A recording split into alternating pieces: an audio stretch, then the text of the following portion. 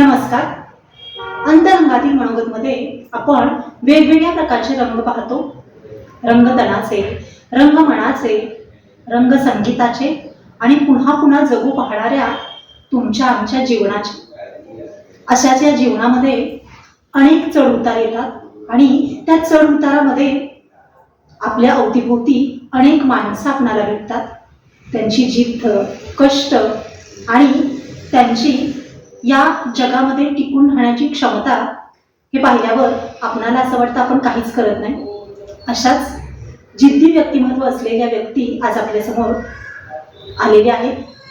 चला तर मग पाहूया रेणुकाताई, त्यांची ओळख आणि त्या सध्या काय करतायत हे त्यांच्याच तोंडून ऐकूयात. नमस्कार, माझं नाव रेणुका अविनाश घोरपडे. माझं शिक्षण BA झालं आणि मी गोजेगाव माझं माहेर आहे. मी सातारमध्ये राहते. मी मंगळापूर सासर आहे. तर सध्या तुम्ही नेमकं काय करताय आणि आपण एखादा व्यवसाय सुरू करतो, व्यवसायामध्ये आपणाला असं वाटतं की स्त्री म्हणजे नुसतंच रांधावाडा उष्टी काढा. आज ते व्यक्तिमत्व बाजूला सारून आपण एक धंदा म्हणून किंवा जोडधंदा म्हणून आपण आयुष्यात काय करू शकतो हे यांच्याच व्यक्तिमत्वातून आपण बघूयात. तर त्या सध्या काय काय करतात ते तुम्हीच ऐकूयात. नमस्कार, माझा आता सध्या भेळ पाणीपुरीचा व्यवसाय आहे देगाव फटा मोऱ्या मेगामार्टच्या शेजारी. हा व्यवसाय आम्ही म्हणजे सुरू केला 16 डिसेंबर 2014 साली. पण त्याच्या अगोदर आम्ही आत्ता मोऱ्या मेगामार्टच्या जागेवर येण्या अगोदर आम्ही 7 ते 8 ठिकाणी प्रयत्न केलेले. आम्ही 2011 साली हा व्यवसाय सुरू केला. 18 मार्चला दहिवडी या ठिकाणी एक साईड बिझनेस म्हणून चालू केलेला होता. कारण आमच्या ह्यांना खूप काहीतरी करायचं होतं, म्हणून आम्ही नोकरी प्लस आहे म्हणून आम्ही एक साधं एका झाडाखाली म्हणून लस्सी ताक आणि लिंबू सरबत ह्याचा व्यवसाय सुरू केलेला. पण व्यवसायाची काहीच माहिती नव्हती. मग सुरुवातीला आम्ही एक सकाळ घरी आम्ही आपल्या अर्धा लिटरच दही लावणं वगैरे अशा पद्धतीने आम्ही सुरू केलं आणि मग ते आम्हीच दोघांनी घ्यायचं, बघायचं, चेक करायचं. ह्यातून आम्ही शिकत गेलो आणि नंतर आम्ही सुरू केलं हे विकायला. म्हणजे सकाळचा नोकरी करून म्हणजे कामावरून त्याची तोकून आपण मालाची तयारी करायची. नंतर ते 2 व्हीलरवर ते सामान घेऊन एक अण्णांचा पुतळा आहे दहिवडी चौकात, तिथं बाहेर असं छोट्याच झाडाखाली असं ते बसायचे. म्हणजे एका अगदी आपण छोट्याशा भांडवलातून यांच्या व्यवसायाला सुरुवात केली. पण सुरुवात करताना बऱ्याचशा अडचणी येतात. अगदी आपण म्हणतो की भांडवल आणि त्या व्यवसायासाठी जो वेळ किंवा आपण एखादं गोष्ट चालू करतोय आणि ती सक्सेस होईल की नाही ही धास्ती तर मनामध्ये असतेच. अशी धास्ती तुमच्या मनामध्ये कधी होती का? हां, कारण आम्हाला व्यवसाय भांडवल नव्हतं. पहिलं आमचं मानदेशी ते आम्ही सोनं तारण खर्च घेतलं. मग त्यातून आम्ही एक सेकंड हँड फ्रीज घेतला आणि थोडंफार त्या व्यवसायासाठी लागणारे छत्री वगैरे साहित्य घेतलं आणि आम्ही हा व्यवसाय सुरू केला. पण व्यवसायाची काही एवढी डीपमध्ये माहिती नव्हती. आमचं छान तिथं व्यवस्थित चाललेला सेल वगैरे. मग नंतर आम्ही 2 जूनला खूप दहिवडी पाऊस आला आणि हा व्यवसाय सिजनेबल आणि 5 मेला हे तर रिझाईन दिलेलं होतं नोकरीचं. मग आता हातात काय 4 दिवस कंटिन्यू पाऊस, हा तर सिजनेबल व्यवसाय पुढं काय करायचं. पुन्हा नोकरीच्या शोध राहिले आणि पुन्हा ते एका लिफ्टच्या कंपनीत कामाला लागले. पण लिफ्टची कंपनी पुण्याची होती पण काम हे कोल्हापूरचं मिळालं. मग आम्ही पुन्हा कोल्हापूरला शिफ्ट झालो. हा आम्ही घेतलं साहित्य व्यवसायाचं. ते व्यवसाय करायचं हे तर डोक्यातच होतं आमच्या, पण काही करावं असा मार्ग मिळत नव्हता. मग तरी पण आम्ही तिथं ह्यांची नोकरी करत मी साईड बिझनेस म्हणून मी तिथं लस्सीचं बघायला लागले. पण तिथं आम्ही गाळा रेंटने घेतलं. पण कोल्हापूर ठिकाणी आम्हाला असं वाटलं की आपल्या इथं एवढं कोणच नाही आहे, मग आपण सातारला शिफ्ट होऊया. नोकरी त्यांची तिथंच होती पण आम्ही सातारला आलो. अचानकच आम्ही सातारला आलो आणि ते साहित्य आमचं बरोबरच होतं, सगळं बरोबर. म्हणजे एखादा व्यवसाय आपण छोट्याशा गावातून दहिवडीतून चालू करतो, त्याचं शिफ्टिंग पुन्हा कोल्हापूरला करतो आणि कोल्हापूरमधून पुन्हा सातारला पुन्हा नव्यानं उभं राहणं ही काही साधी आणि तेवढी आपण म्हणतो तितकी सरळ गोष्ट नाहीये. कारण की एखादं आपण म्हणतो जम बसवणं, आपल्याला भाड्याच्या घरामध्ये शिफ्टिंग करताना जो त्रास होतो त्यांना कळत असेल की व्यवसाय उभा करताना नेमकं काय काय भोगावं लागतं, त्याचं हे उत्तम उदाहरण आहे. आणि मग सातारमध्ये आल्यावर तिथूनचा तुमचा प्रवास कसा असतो? सातारमध्ये आल्यानंतर एक वर्ष आमचं असंच गेलं, कारण आमची सिंगल रूममध्ये आम्ही राहत होतो. तिथं काही आम्ही म्हणजे व्यवसायालाच हे कॅपेबल ती जागा नव्हती. मग आम्ही 6 महिन्यानं ती रूम चेंज करून आपल्या व्यवसायासाठी कॅपेबल अशी रूम घेतली भाड्याने. आणि मग आम्ही व्यवसाय चालू केला. मग एक टेम्पो आम्ही कर्ज काढून सोनं बँकेत ठेवून असं घेतला आणि जेडपी चौकात आम्ही लस्सीचा व्यवसाय पुन्हा चालू केला. नोकरीला जोडून मुलगा माझ्या बरोबरच असं छोटा असायचा, पायात झोपायचा माझ्या, उन्हात जेडपी चौकात उभं राहायचं, लस्सी विकायची. आणि त्याच एरियात कॉलेज झाल्यामुळे जरा गिल्टी फील होत होतं, कसं करायचं, डोळ्यात थोडंसं पाणी यायचं. पण झालं, पण ते एवढंच करून चालणार नव्हतं. बरोबर आहे. कारण की हा तर सिजनेबलच व्यवसाय होता. म्हणजे रस्त्यावर उभं राहताना खूप गोष्टी फेस कराव्या लागतात, खूप लोकांना तोंड द्यावं लागतं, अशा पण गोष्टी आल्या. पण नोकरीत त्यांच्या साईड म्हणजे नोकरी चालूच होती, पण त्यातून पेमेंटच मिळत नव्हतं आम्हाला. मग त्यातून घर खर्च कसा चालणार, म्हणून एकदा ह्याला मी म्हणलं तर बास, आपलं खूप कर्ज झाले, आता हे कुठेतरी थांबायला पाहिजे. हे खूप तयारच नव्हते की म्हणजे हे करायला. आता की त्यांच्या डोक्यात एक होतं की नोकरीतून पैसे एकदा मिळतील आणि आपण हे कर्ज नील करू. मग त्यांना म्हणलं की त्यांचे एक मित्र होते, त्यांच्या मित्रांच्या रिलेटिव्हचे हा व्यवसाय होता भेळ पाणीपुरीचा, त्यांच्या कराडला होता तो व्यवसाय. मी म्हणले चला आपण जाऊ तर येऊया, त्यांना भेटलो तर येऊया. अशा उद्देशाने मग आम्ही ठरवलं की कराडला जाऊया. एक असं पावसाचंच वातावरण होतं, म्हणजे अवकाळी पाऊस असतो तसं वातावरण. आम्ही निघालो, शिवराज पेट्रोल पंपापर्यंत गेलो. खूप मुसळधार पाऊस होता. आता पुढे जायचं तर माघारी यायचं, हा डोक्यात विचार होता. आपल्याला भांडवल तर होतं, पण नाही हँडल नाही, आपल्याला जायचंच आहे, म्हणून तसंच करायला. म्हणजे एखादा निर्णय घेताना आपण सुरुवातीपासून निर्णय घेतोय. एका स्त्रीने व्यवसायात उभं राहताना समाज काय म्हणतोय, रोड, जसं तुम्ही म्हटला की रोडवरती उभं राहून जेव्हा माणूस काम करायला लागतो, स्त्री जेव्हा काम करायला लागते, तेव्हा तिच्याकडे बघण्याचा दृष्टिकोन हा आजही बदललेला नाही. जसं तुम्ही म्हणता तेही योग्य, म्हणजे त्याला सामोरं जाणं आणि त्याच्यात या व्यवसायामध्ये तुमच्या घरच्यांनी तुम्हाला मदत करणं, जे तुमच्या बरोबर तुमचे मिस्टर सतत होते. आणि कधी कधी हा व्यवसाय करताना असंही होतं की आपण स्त्री आहोत, म्हणजे घरच्या जबाबदाऱ्या आहेत, आपल्या मुलांच्या जबाबदाऱ्या आहेत, त्याही तुम्हाला फेस कराव्या लागल्या. एका वेळी असंही वाटलं असेल की अरे मी कुठेतरी हे थांबवायला पाहिजे का, मी माझ्या मुलावरती अन्याय करतोय का, जो तुम्ही मगाचा प्रसंग सांगितला. म्हणजे याच्यातूनही आपण व्यवसायामध्ये उभं राहणं ही खूप मोठी गोष्ट आहे, खूप म्हणजे खूप मोठी गोष्ट आहे. मग अशा या व्यवसायाला सुरुवात तरीही तुम्ही केली आणि तिथून तुमचा कराडचा प्रवास म्हणजे तो पुढचा वेगळाच असेल. मग आम्ही कराडला गेलो. मग त्या टाईमला मी म्हणलं अहो आम्हाला असं असं काहीतरी करायचंय. तर त्या त्यांनी आम्हाला एवढं एकच सांगितलेलं की पहिल्यांदा मी त्यांना विचारलं भांडवल किती लागेल ह्या व्यवसायाला, कमीत कमी. ते म्हणाले 3-1 हजार असले तरी बाद झाले तुमच्याकडे, 3,000 रुपये असले तरी बाद झाले. मग आम्ही येतानाच एक चिरमुऱ्याचं पोतं घेतलं बरोबर, आणि एक 4-5 किलोच फरसाणा घेतला बरोबर, आणि घरी येऊन सुरुवात केली प्रॅक्टिसला. त्यांनी थोड्याशा टिप्स फक्त दिल्या आम्हाला, म्हणजे टिपमधली माहिती कोणाला सांगा, पण टिप्स दिल्या की तुम्हाला कधीच कमी पडणार नाही.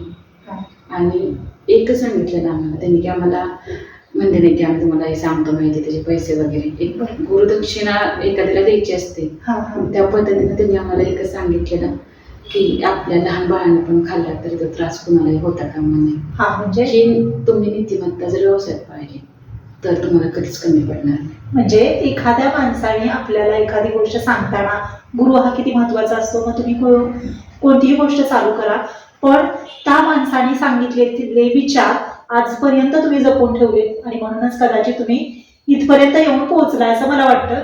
आणि जसं तुम्ही म्हणता की आम्ही सुरुवात केली लिंबू सरबतापासून आणि नंतर तुम्ही आता पाणीपुरी पर्यंत आलाय, इथून पुढचा प्रवास तर तो वेगळाच. तर बघूयाच आपण. त्यांनी आम्ही काय बोललो की एखादा माणूस काही शिकताना खूप पैसे खर्च करतात.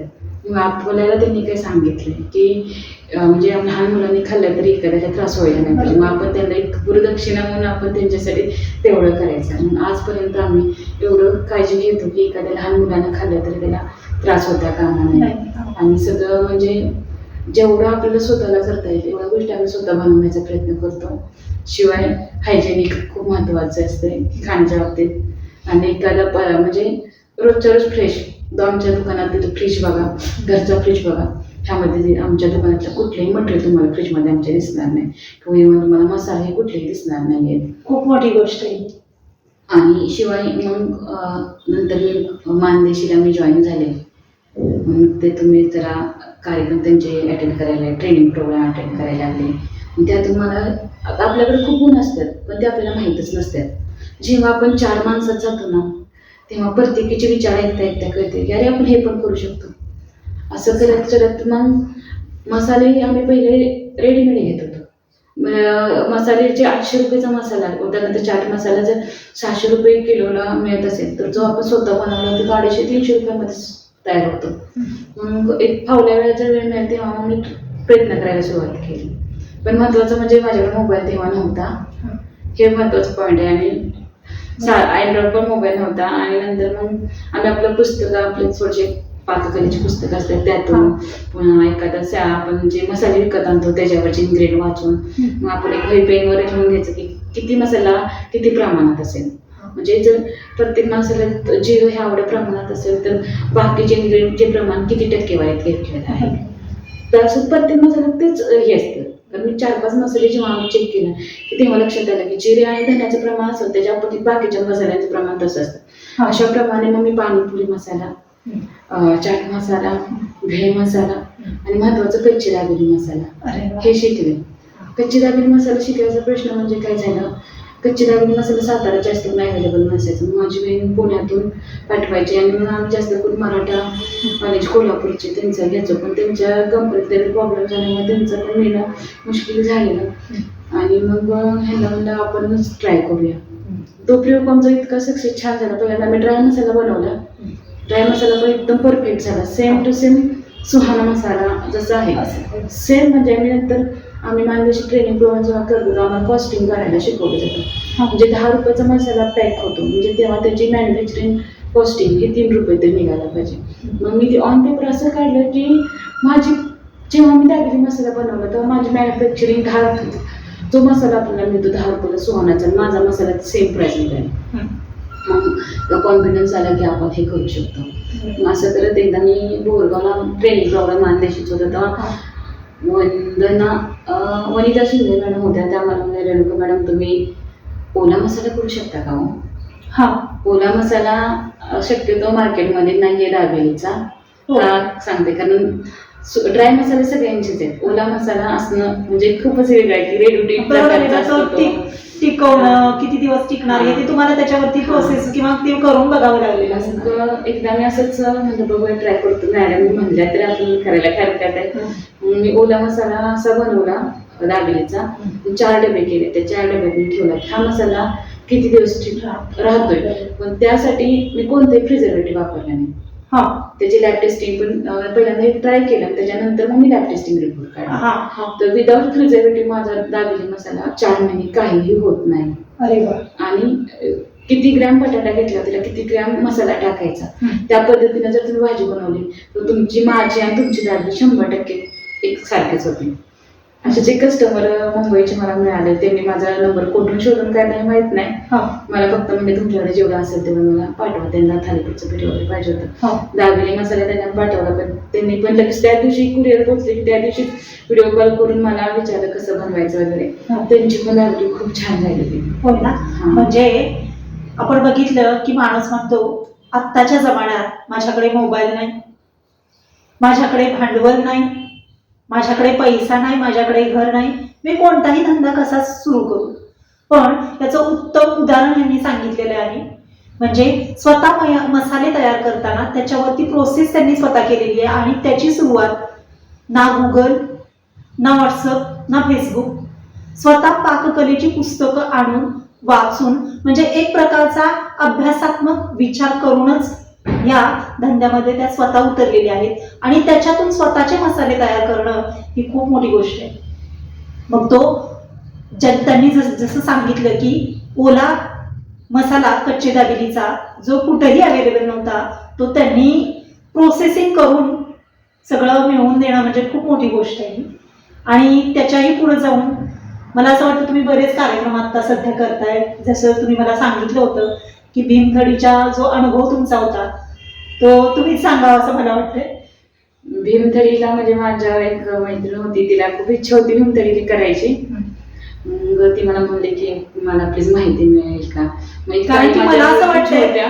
मला असं वाटतंय मी भीमथडीच्या यात्रेला बचत गटाचे वेगवेगळे स्टॉल लागतात आणि तिथं स्टॉल मिळणं ही खूप मोठी गोष्ट असते. म्हणजे सगळ्या बचत गटांसाठी म्हणजे माझ्या माहितीनुसार आणि तिथले ते पदार्थ खाण्यासाठी मी आम्ही प्रत्येक वर्षी जायचो.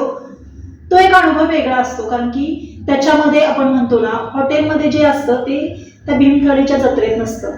कारण की बचत गटातल्या प्रत्येक स्त्रीने स्वतःचं काहीतरी त्याच्यात घातलेलं असतं जे आपण घरी आई वडिलांच्याकडून जो स्वाद किंवा जे रुचकरपणा असतो तो त्या यात्रेतल्या प्रत्येक पदार्थात असतो. हा मी स्वतः अनुभव घेतलेला आहे.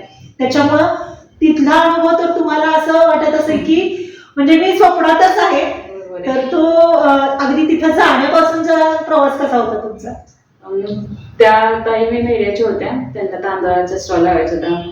त्यांना माहिती कोण देत नव्हते, एक लेडीज आलेल्या स्टॉल करून, पण त्या पण त्यांना माहिती देत नव्हत्या.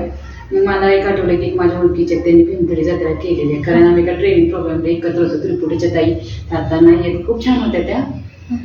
आणि मग त्यांनी मला सांगितलेलं भीमथडीची माहिती. मग मी त्यांना कॉल केला की तर त्यांनी माहिती केली. वर्क सरांना फोन केला, त्यांचा फोन आला, रेणुका गं उद्याच्यालाच हे मीटिंग आहे, तुला जावं लागेल 11 वाजेपर्यंत तिथं पोच आणि जाणून. आता त्यामुळे ताईला मी सांगितलं मेळ्याच्या की अहो असं असं उद्याच्यालाच मीटिंग आहे, जावं लागेल. मग त्या मला म्हणल्या अहो मला काहीच माहिती नाही, मी कधी बाहेर गेली नाही, प्लीज मी तुमच्या तिकिटीला पैसे देते पण तुम्ही माझ्याबरोबरच चला.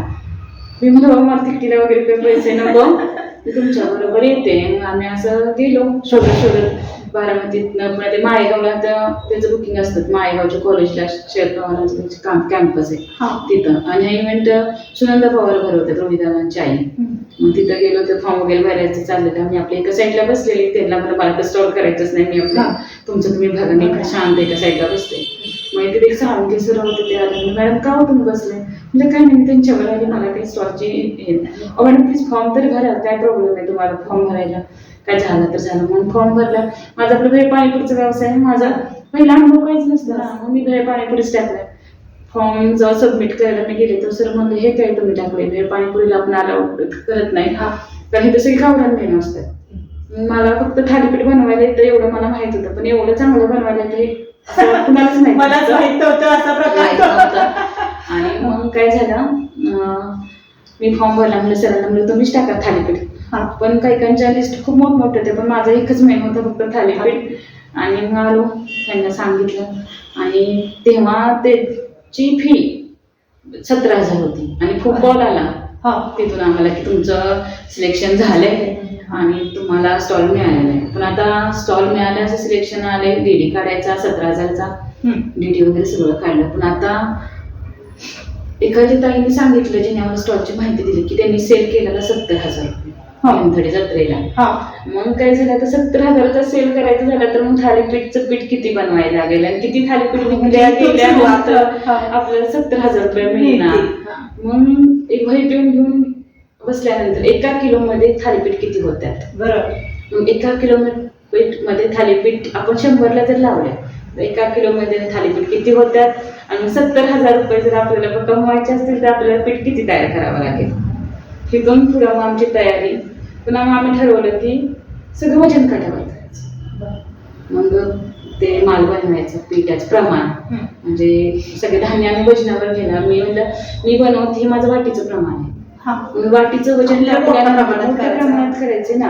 मग आपलं किती 1 किंवा 2 किलोचं प्रमाण असतं. मग मी ते वाटीचं प्रमाण काढलं, त्याला डिवायडेड म्हणजे कॅल्क्युलेशन करून की एवढं पीठ बनवायला झालं तर किती पट कॅल्क्युलेशन करायला पाहिजे, त्या पद्धतीने ते प्रमाण काढलं. माल म्हणजे साहित्य आणलं, ते पासून तयार केलं आणि आम्ही गेलो. पहिलं वर्ष असल्यामुळं माहिती तर काहीच नव्हती तर काय असणार आहे. त्या जुन्या असतात त्या जरा तयारीच्या असतात लेडीज, आपण जर नवीन असतो.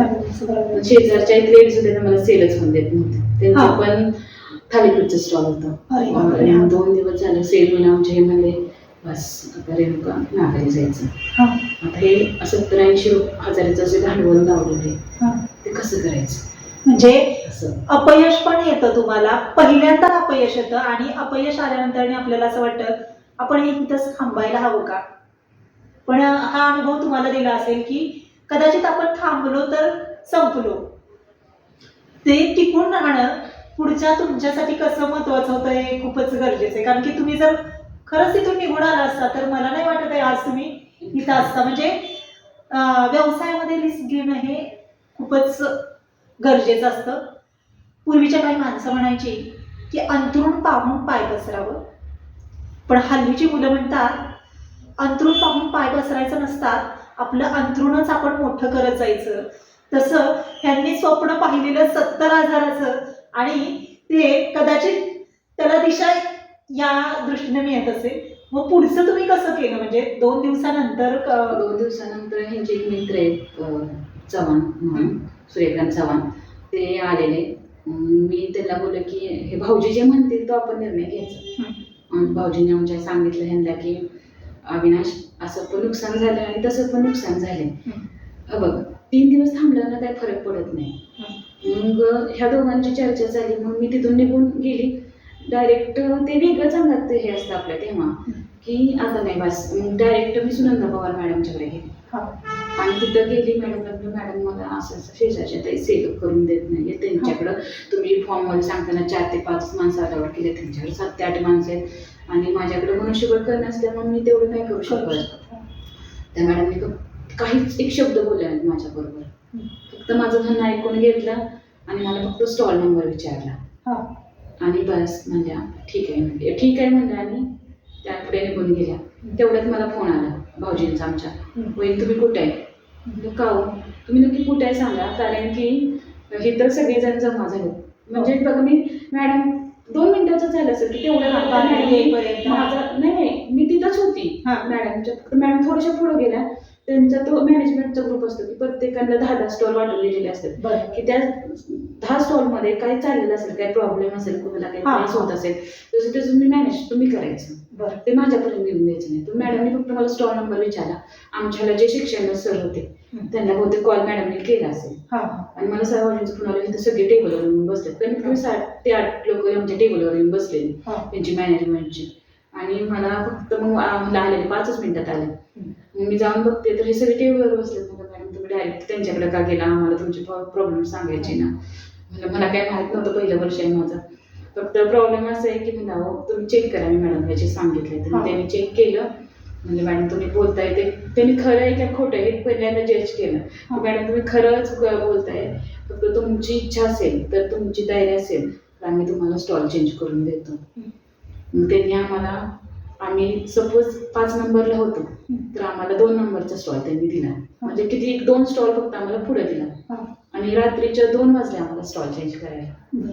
बरं, मला मागाशी बोलताना तुम्ही एक गोष्ट सांगितली होती, मला आठवतीये की भीमथडीच्या जत्रेमध्ये काही स्टॉल बिना पैशाचेही फ्रीमध्ये असतात. म्हणजे ही गोष्ट ज्यांना कुणाला खरंच गरज असेल तर तिथपर्यंत जाण्यासाठी तुम्ही ती प्रोसेस काय आहे ती बघू शकता आणि म्हणजे अगदी शून्यातला माणूसही जाऊ शकतो आणि आपली सुरुवात करू शकतो. ही नवीन गोष्ट मला वाटतं यांच्याकडूनच पहिल्यांदा कळली. ठीक आहे, आता इथून पुढचं मग नंतरचा कसा प्रवास तुमचा?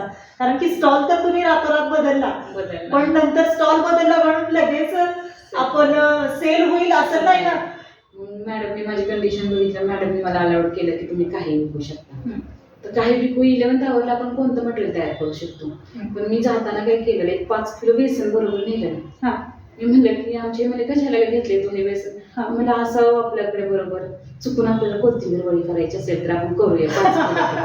आणि ते मी दळून घेतलेलं, रेडीमेड पीठ नव्हतं. माझ्याकडे फक्त 2 लेडीज होत्या. त्यांना ताई तुम्ही काळजी करू नका. त्यांनी लगेच ती वड्या बनवल्या आणि लगेच संपल्या. अशा म्हणजे म्हणजे तुम्ही प्रत्येक गोष्टीत मला वाटतंय हे करत गेला. आपण काय म्हणतोय, एखादा रिसर्च कसा असतो की मी हे केल्यानंतर मी काय होऊ शकतं, ते केल्यानंतर मी हे सेल होऊ शकतं का, ते सेल होऊ शकतं का. म्हणजे अगदी शून्यापासून आपण म्हणतो की नाही, पाण्याचा सरबत, लस्सी, इथून ते आज मला जे तुम्ही मला हे तुमचं प्रोडक्ट म्हणजे जे भाजणीचं आहे ते तुम्ही दाखवू शकता. हे तुम्ही आत्ता भाजणीचं प्रोडक्ट हे केलेलं आहे.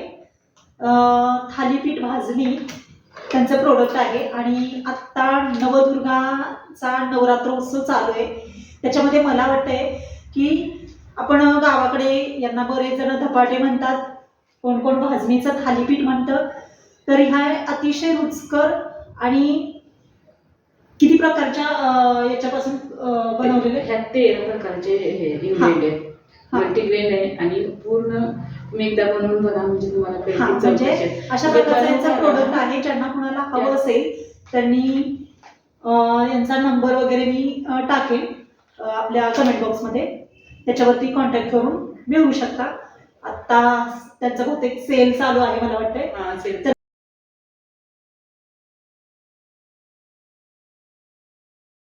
पुढचा प्रवास ते सांगतीलच, पण आता आपण भीमथडीच्या गोष्टींचं हे करू. आणि नंतर मग असा प्रॉब्लेम झाल्यानंतर मग भाऊजींनी त्यांच्या म्हणजे ताईंना तयार केलं की आपल्याला मदतीला त्यांच्या जायला पाहिजे. त्यांना पाठीचा त्रास होता पण तरी पण त्या रोज इंजेक्शन करून 3 दिवस आमच्या मदतीला आल्या. शिवाय त्यांची 3 मुलं, इकडे बाळ तर त्यांचं असं छोटं होतं तरी त्याला पण नाही मला त्यांना मदत करायलाच पाहिजे. आणि माझ्या 2 बहिणी पुण्यात आहेत, त्या पण आल्या. मग असं म्हणजे झालं म्हणजे मनुष्यबळ पण वाढलं नाही. मग कसं जे 10 किलो पीठ आणतं ते असंच सांगतंय. मग शेवटच्या दिवशी आमच्या बहिणीने 50 किलोचीच गोणी अरे बापरे चणा बेसन पिठाची. आणि ते रिक्षावाला काहीतरी तयारच होईना त्याला, कारण इतकं भंतरीला ट्रॅफिक जाम 3 किलोमीटर तुम्हाला चालत यावं लागतं गाडी पार्किंग करून. मग त्यांनी फोन केला, अगं दिदी आम्हाला तर येता येत नाही आतमध्ये, माझी 4 बहीण जाण. तिला म्हणलं तू तिथंच थांब, तू कुठे आली सांग मला. मी ते सरळ डोक्यावर घेतलं आणि आलो की पुन्हा. मग तिथं आपण एंट्री करतो तिथं आपल्याला त्यांची तयारी असते सामानाची, ट्रॉली वगैरे असतात आणायला. पण तिथून तर मग म्हणजे करायचंय ना तर मला लाजायचंच नाही. बरोबर असं करून ते डोक्यावर 50 म्हणजे गोळी घेऊन कुठलंही काम करताना लाजायला नको. हे खरंच म्हणजे कामच होऊ शकत नाही ना तसं. नाहीतर तुम्ही एखादी गोष्ट लाजला की तुम्ही नाही कुठलं काम करू शकत. कारण की शेवटी बऱ्याचदा आपल्यालाही असं होतं अरे मी काहीतरी चुकीचं करतोय का. ते तसं वाटलं म्हणजे आपण आपलं काम तिथंच थांबवू नये. तर जसं तुम्ही म्हटला की अगदी ती डाळीचं पीठ असेल, तिथून गोणी उचलून आणणं असेल, याच्यासाठी कधी कधी असं होतं की सगळे दरवाजे बंद झाल्यानंतर परमेश्वर एक दरवाजा उघडतो, तसं काहीच असेल. किंवा असंही असतं की एक संधी गेली की परमेश्वर अनेक संध्या ओपन करतो. यातली नेमकी कोणती गोष्ट तुमच्या बाबतीतली हे मलाही माहित नाही, हे तुम्हालाही माहित नाही, पण ते होतं. पण त्याच्यासाठी आपण तग धरून राहणं खूप गरजेचं असतं. आणि त्याच्यानंतर मग नंतर तुम्हाला असं का वाटलं म्हणजे पुरस्कार मिळेपर्यंत मानदेशीचा असं तुम्ही स्वप्न तरी पाहिलेलं की मी ह्या क्षेत्रात म्हणजे स्वयंपाक करणं हे हल्ली समाजामध्ये असं वाटतं की बायका घरीच स्वयंपाक करतात किंवा खाऊ पिऊ घालतात, पण हे खूप मोठं काम आहे. कारण की जवळजवळ हल्लीची पिढी अशी आहे की पैसा कमवणं आणि त्याच्यावरती कंठाळा आल्यावरती घरात स्वयंपाक न करणं, त्याच्यामुळे त्यांना खूप गरज आहे की रुचकर अन्न आणि आपलं आरोग्य टिकवणं हे तुमच्यासारखीच लोक करू शकतील. तर माणदेशीपर्यंत तुम्ही कसं पोहोचला? म्हणजे माझी खरी सुरुवात मानदेशीची देवळीतूनच झालेली आहे. पहिला म्हणजे सुरुवातीला 2011 सालीचं म्हणजे हे कलेक्शनचं काम होतं ना यांचं, तेव्हाच एकाने सांगितलं मानदेशी ही बँक आहे आणि ती खूप छान आहे आणि महत्वाचं ते महिला बँक आहे. म्हणूनच मी एकदा असंच त्यांच्याबरोबर गेली, मग मी तिथं आयडी काढलेली. मग तिथल्या स्टाफ एवढा छान होता की त्यांच्यावर एवढी अटॅचमेंट झालेली. मग पहिलं कर्ज मानदेशीचं काढलेलं व्यवसायाचं. नंतर 2-3 वर्ष त्यांच्याकडे नव्हतं, मग सातारमध्ये आल्यानंतर मी ती शाखा पण शोधली. पुन्हा मला वाटतं मसवडला त्यांची शाखा आहे. पण सातारमध्ये ब्रँच कुठे माहित होतं. शाखा होती पोहण्या केला, मी शोधत होती राधिका रोडला. म्हणजे होतं ना तसं आपण असं झालं. एखादी गोष्ट आपल्याला माहितच नाही आणि तिथपर्यंत जायला आपण नको ते मार्ग पण अवलंबतो आणि तिथपर्यंत पोहोचल्यावरती वाटतं की अरे हे माझ्या जवळच होतं पण मला माहित नाही. आणि एक रिक्षावाले आले म्हणजे काय होतंय तुम्ही काही मानदेशी शाखा शोधते. नंतर त्यांनी सांगितलं अहो ते मला पोहे नाक्याचं मराठी एजन्सी आहे ना त्याच्या पाठीमागच मानदेशी शाखा, मग तिथे गेलो. पुन्हा म्हणजे लोनचाच प्रॉब्लेम. नंतर बँकेशी संपर्क होता पण फाउंडेशनशी नव्हता. म्हणजे मानदेशी बँक आहे पण मानदेशी फाउंडेशन आहे माहित नव्हतं. मग नंतर माझी बहीण, एक लहान बहीण तिथे मानदेशी बँकेत कामाला लागल्यानंतर तिने मला सांगितलं, खूप दिवसांनी तिने कामाला लागले पण लगेच सांगितलं नव्हतं. म्हणजे मानदेशीचे स्टॉल असतात, तिने 1 वर्ष तरी ती असताना स्टॉल झालेले पण तेव्हा तिने सांगितलं नव्हतं. पुन्हा दुसऱ्या वर्षी 2017 साली तिने मला सांगितलं मानदेशीचे स्टॉल असते त्याला, तू काही करतेस का? तेव्हा भाडं होतं 2000 रुपये. ते 2000 पण भरायचे माझ्याकडे. तिला म्हणजे नाही बाबा आपल्याच्या नाही जमणार 2000 पण भरायचं. ती म्हणजे एक काम कर, मी तुला दिली ना पार्टनरशिप मध्ये स्टॉल मिळतात का बघते मॅडमला विचारलं. मग तिने पार्टनरशिप मध्ये दिला स्टॉल. आणि पार्टनरशिप मध्ये करताना आम्हाला दुकानावर इथं 200-300 आम्हाला सेल होणार, आम्हाला ते 3000 रुपये मिळाले. इतका आनंद झाला. म्हणजे ते 3000 आमच्यासाठी खूप वेगळंच होते असं वाटायला हरकत नाहीये. ते 2017 साली तसं झालं. 2000 त्याच्यानंतर त्यांचं एक्झिबिशन झाला होता मुंबईला रवींद्र नाट्य मंदिरला. मॅडम मला बोलल्या की तुम्ही करू शकाल का? त्यांचे वेगवेगळे कार्यक्रमाला पुण्यात पण भरतात, पुण्यात पण असतात आणि ह्याला पण.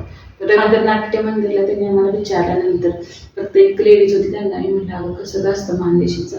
पण ते त्यांनी मला एवढं कॉन्फिडन्स दिला की काळजी करू नको, सेल होतोच होतो.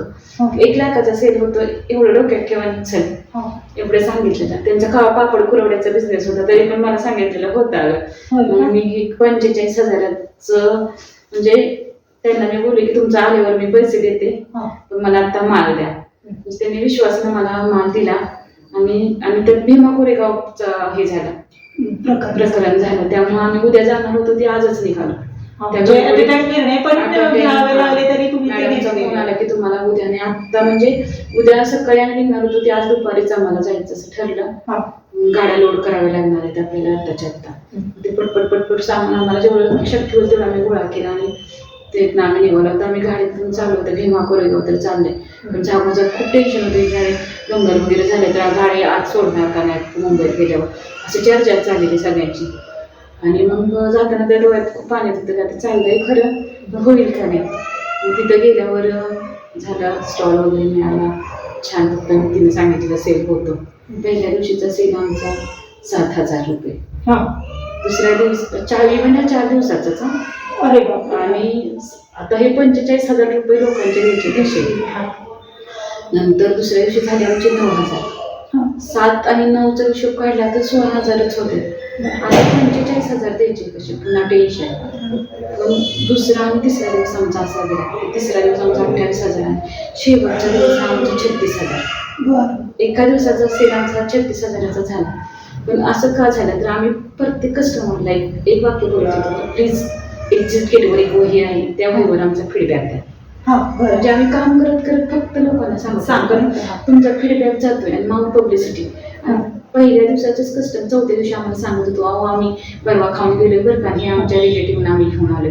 म्हणजे पहिल्या दिवसाचे कस्टमर प्लस त्यांचे रिलेटिव्ह असं आमचा डबल होऊन आमचं त्या दिवशी आम्ही जे टार्गेट नेलेलं ते कम्प्लीट केलं. आणि माझं दुकान मोऱ्या मेगामार्टच्या तिथं आहे, छोटंसंच आहे बॉक्स टाईप. ते बनवताना मला 46,000 खर्च आलेला. आणि मी ते पैसे घेऊन आले आणि झालेला प्रॉफिट मध्ये माझं ते दुकान सगळं निघालं झालं. अरे वा. आणि ह्यात मी मानदेशीची खूप खूप आभारी आहे. त्यांच्याच त्यांनी मला ते चान्स दिला त्याच्यामुळे मी ते करू शकले. त्यांनी विश्वास माझ्यावर दाखवला आणि नंतर फीडबॅक पण होता लोकांचा, त्याच्यावरून मानदेशीने माझा विश्वास ठेवला. हे पण महत्वाचं आहे. तुम्ही म्हटलात की मानदेशीचा, मला असं वाटायचं की मानदेशीचा पुरस्कार मिळताना ज्यांनी मला माझ्या कामात मदत केली आहे ते घरातले सगळे असावे, तर तो अनुभव तुम्ही मला मगाशी सांगितलं. बाकीच्या महिलांना पुरस्कार मिळतात असं बघायची मी, पण मला नव्हता कधी मिळाला. बहुतेक माझीच काहीतरी इच्छा असेल म्हणूनच असेल तसं. पण मला असं वाटायचं आपण हा व्यवसाय करताना आपण एकटंच नाही भरवलं गेलो. त्याच्याबरोबर आपल्याला मुलगा लहान असताना तो पायात झोपायचा, मच्छर चावायचे त्याला. आणि बाहेर मुलांच्यावर गेले जास्त करून खेळायला देत नव्हते का तर लोक काय म्हणतील हे 2 पैसे कमवतात मुलाला असंच वाऱ्यावर सोडले.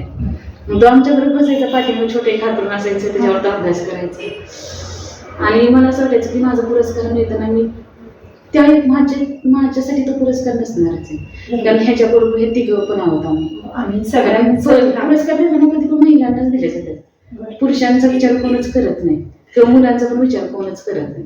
कारण एका स्त्रीच्या पाठीमागे कोणतरी असतंच ना. आणि मला असं वाटायचं की म्हणजे मला हे बळ पंखात आलं म्हणजे माझं धाडसीच भांडवलचं मानदेशी सतत म्हणलं जातं, पण पंखात बळ आलं ती मानदेशी. त्यांच्यातलं कोणीतरी असावं. आणि पुरस्कार पहिले मानदेशीतच मिळायचे एवढंच माहित होतं. आणि मग म्हणलं मग मानदेशी इव्हेंटला जर मी पुरस्कार मला जर मिळाला तर ते फक्त पुरस्कारामध्ये मी एकटीच जाऊ शकते, कारण स्टॉल संपायला तर आमच्या ह्यांना किंवा मला लवकर राहावं लागणार, म्हणजे मी एकटी स्टेजवर जाणार. बरोबर. आणि मध्ये मला झुंजारवीर संपादक यांच्याकडून पुरस्कार मिळाला. माझ्या स्वप्नातही नव्हतं की तिथं मानदेशीचे करण सिन्हा असतील. अरे वा. आणि म्हणजे जे आपलं स्वप्न बघतो ते प्रत्यक्षात झाला. आणि ते पुरस्कार घेताना आमचे हे आणि माझा मुलगा अर्थेश आम्ही तिघं पण स्टेजवर होतो. आणि महत्वाचं म्हणजे मानदेशीचे करण सिन्हा यांच्या हस्ते पुरस्कार मिळाला. म्हणजे ह्याच्यापेक्षा मोठं महत्भाग्य मला तर मिळालं असं वाटत नाही. म्हणजे बऱ्याचदा म्हणतात की आकर्षणाचा जो सिद्धांत असतो, जे आपण आकर्षित करतो ते साध्य होतं. कदाचित तुमची ती जास्त प्रतिभा होती किंवा प्रतिभाशक्ती अशी आकर्षित होती की हा पुरस्कार मला एकटीला नकोय, तो सगळ्यांना हवाय, आणि ती कदाचित परमेश्वराने पूर्ण केली. म्हणजे ते तुम्हाला मानदेशीचे हे करण सिन्हा आणि माझं पूर्ण कुटुंब ते असावं. जेव्हा तुम्ही एखादं खूप आपण काय म्हणतो प्रामाणिकपणे काम करतो, त्या प्रामाणिकपणाची पावती ही प्रत्येकालाच मिळते. कदाचित तशीही पावती असेल.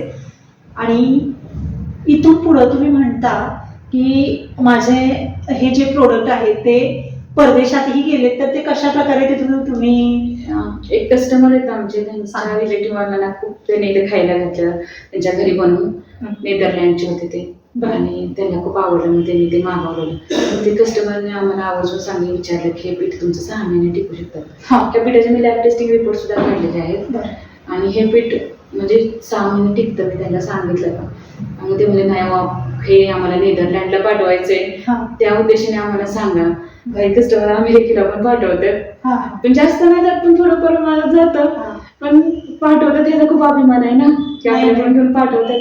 तुम्ही म्हणताय की अगदी गावापासून सुरुवात केलेली ही अगदी तुम्ही असं म्हणू शकत नाही की ते परदेशात नाही गेलेलं, हे आज एक सुरुवात असेल. कदाचित पुढच्या वर्षी तुम्ही मला सांगाल की नाही अहो मॅडम हे खरंच माझं परदेशातून पण आता खूप जण यायला लागले किंवा होईल, तर वेळ लागेल. कारण की प्रत्येक गोष्टीला वेळ आणि काळ हाच उत्तर देत असतो. त्याच्यावरती आपण टिकून राहणं हे तितकंच महत्वाचं असतं. पण हे सगळं करत असताना तुम्हाला असं कधी वाटतं का की इतरांना जर इतरच्या स्त्रिया असतील त्यांना जर काय सांगावं असं वाटलं तुम्हाला, तर तुम्ही काय सांगाल की आलेल्या परिस्थितीवरती हतबल व्हायला हवं किंवा कशा प्रकारे उभं राहायला हवं, किंवा तुम्हाला काय वाटतं की प्रत्येक स्त्रीने काय करायला हवं? प्रत्येक स्त्रीनं पहिल्यांदा स्वतःचा आवाज ओळखायला पाहिजे की आपण काय करू शकतो.